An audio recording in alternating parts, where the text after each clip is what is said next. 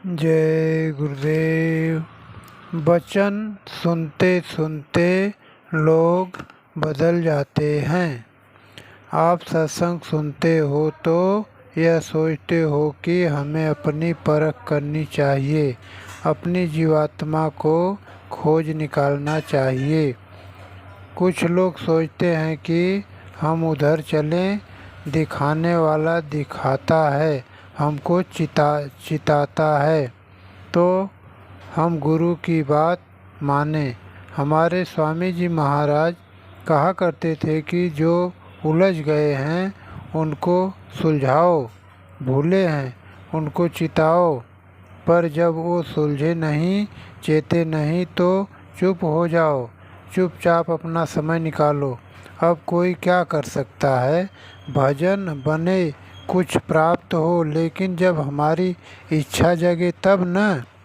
जो चीज़ मनुष्य शरीर में सो गई है वह कैसे जगेगी? इसको सोचो और साधना करो, तब काम हो जाए। पर तुम में तो इच्छा ही नहीं जगती। जब सुमिरन करोगे, धनियों के नाम लोगे, उनके रूप को याद करोगे तो आपके भावों में शीतलता आएगी, वो ठंडे हो जाएंगे। तुम में नम्रता आएगी और मालिक के प्रति श्रद्धा होगी।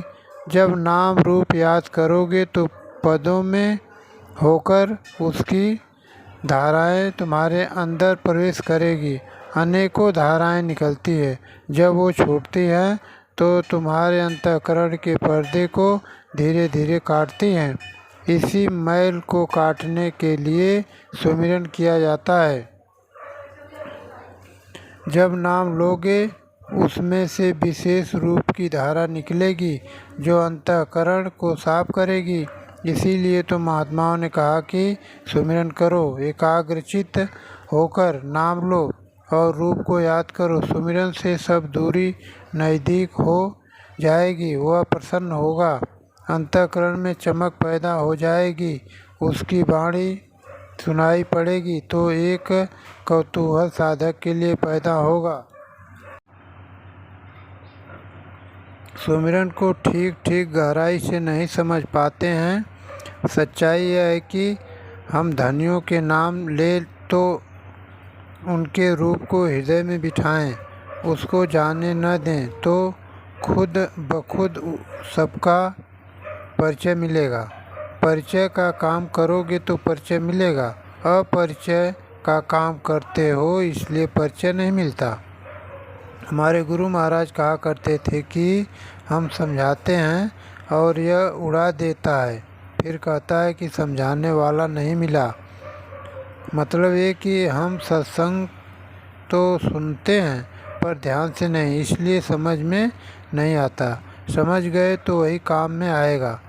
एक राजा एक महात्मा के पास अपने मतलब से जाता था कि उनका आशीर्वाद मिलेगा तो हमारा राज्य अच्छा चलेगा, प्रजा अच्छी सुखी रहेगी। महात्मा पूरे थे, सत्संग बराबर सुनाते रहे। एक दिन महात्मा ने पूछा कि तुमने और कुछ सोचा? अपनी प्रजा के लिए नहीं, राज के लिए नहीं, बाल बच्चों के लिए नहीं, अपने लिए कुछ सोचो। एक दिन राजा रात में भेष बदल कर आया और महात्मा के सामने खड़ा हो गया और बोला कि डर लगता है गद्दी पर बैठने में, कुछ है नहीं।